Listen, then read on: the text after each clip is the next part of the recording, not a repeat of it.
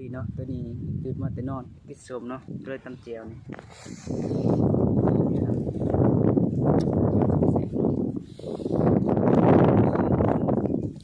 ่เลยเนาะเดี๋ยวจัดก่อนนี่ข้าวต่างกล่องพวกนี้เนาะใส่เดี๋ยวมา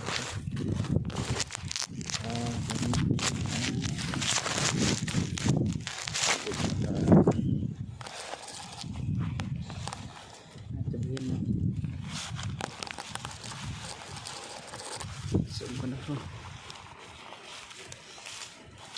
แซ่บอร่อย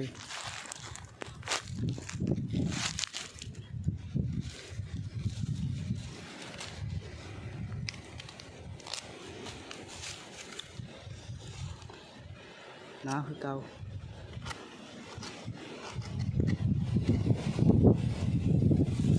จะได้กับทางคนไรกดติดตามมีทุกคนเดิมเป็นกำลังใจนะบางคนเขาไปดูแล้วเป็นพันคนเนาะแต่ว่าผู้ติดตามบริตามเนาะจะดูเบิ่งได้อยู่1,000 ปลายคนเนาะแต่บริกดติดตามเนาะจะเป็นยังทุกคนเนาะตูกดติดตามเป็นกำลังใจกันแน่เนาะเพื่อสิ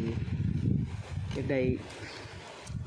ผู้ติดตามเนาะตอนนี้อยากได้ผู้ติดตามผ่านสร้างการระดับเนาะยังผู้ติดตามยังน้อยเนาะ80 ปลายคนเท่านั้นเนาะผู้ติดตามบางคนก็เข้าไปกับบริดูซื้อเนาะบริกดติดตามเนาะจะได้กับพากดไลค์กดติดตามเป็นกำลังใจเนาะพอมีกำลังใจเห็นคลิปต่อไปเนาะนี่เขากับท่อเนาะบางครั้งกับไม่ผู้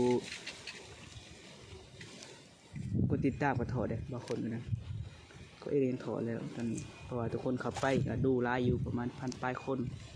แต่ละคลิปก็ได้แต่บ่มีคนติดตามเลยเนาะถ้าได้ว่าอยากให้คลิปนี้ได้กับคอมเมนต์กับทางคนใดเนาะเอามาทำไงเลยทำไงเลย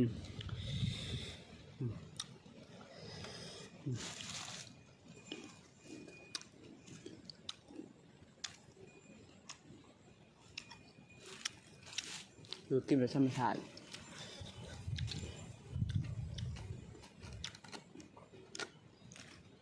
บางคนก็คิดเลยว่าถ้ามีน้ำจิ้มใจบางกันแน่เนาะบางครั้งเขากับมาเครื่องกับแม่นยุคิดตะคันคอยกับเอาเวลาโจวางมาเห็ดเลยเหมือนว่าส่วนนี้เขามีเวลาเนาะจะเบียด